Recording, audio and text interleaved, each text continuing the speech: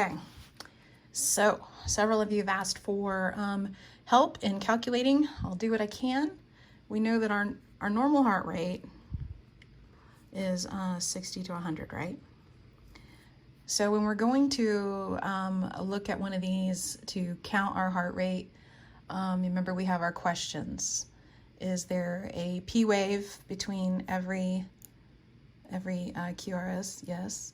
Does every QRS follow every P wave? Yes. Are our R's even? On this one it is. So we could calculate this, okay? So what we're gonna do is we take 1500, that's our main number to remember, right? Divided by the number of small boxes is gonna equal our heart rate.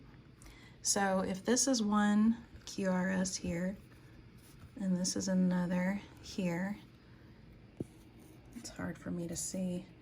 You're gonna count boxes. So we know that this is 5, this is 5, right? Am I right? It'd help if I put my glasses on.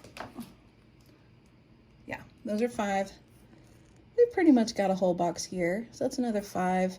Then we've got 1, 2, and 3. 5, 10, 15, 16, 17, 18. Okay? Does that make sense? So we're going to take 1500 divided by 18, which is going to equal 83. So that means that this tells us that our heart rate is 83 beats per minute.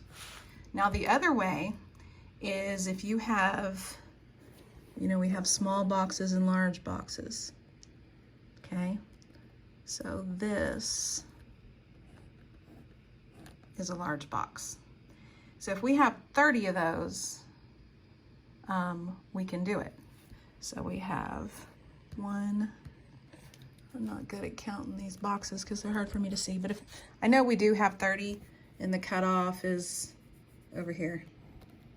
You're gonna count, see there's 1, 2, 3, 4, blah, blah, blah. Let's say we have 30 and that our cutoff was here for the 30, okay? So what we would do is we would take the amount of QRSs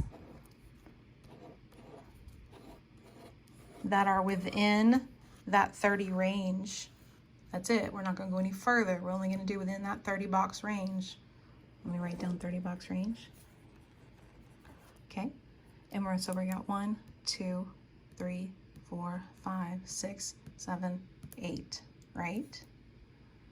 Okay, so we've got 30 of those. 30 boxes. We have 8 QRSs. Each QRS is equal to 10. So we would do 8 times 10 equals 80. You can see that's pretty close. This way gave us the 80, this way gave us the 83. So this is what? What kind of rhythm is this? It's normal.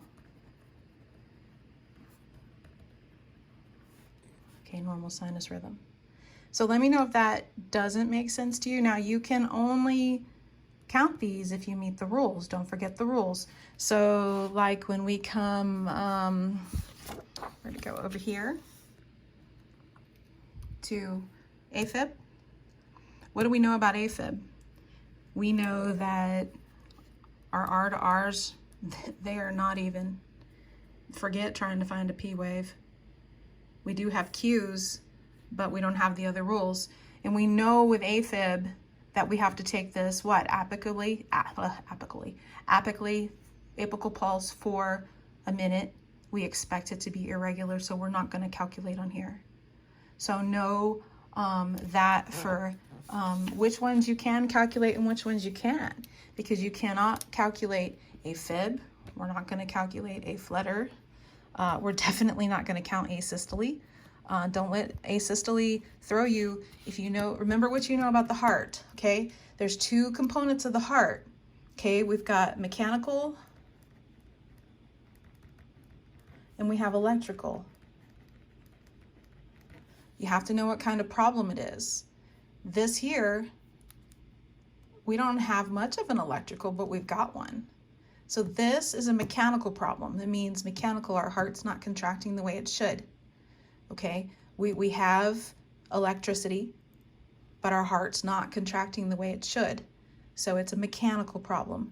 This here, our heart is contracting the way it should, but we don't have any electricity behind it to organize it. So if you understand that those two mechanisms of the heart and how they interact with each other, that'll also help you understand these rhythms and whether you can or cannot calculate them. So feel free to send me a message if this doesn't make sense, and I'll help you any way I can.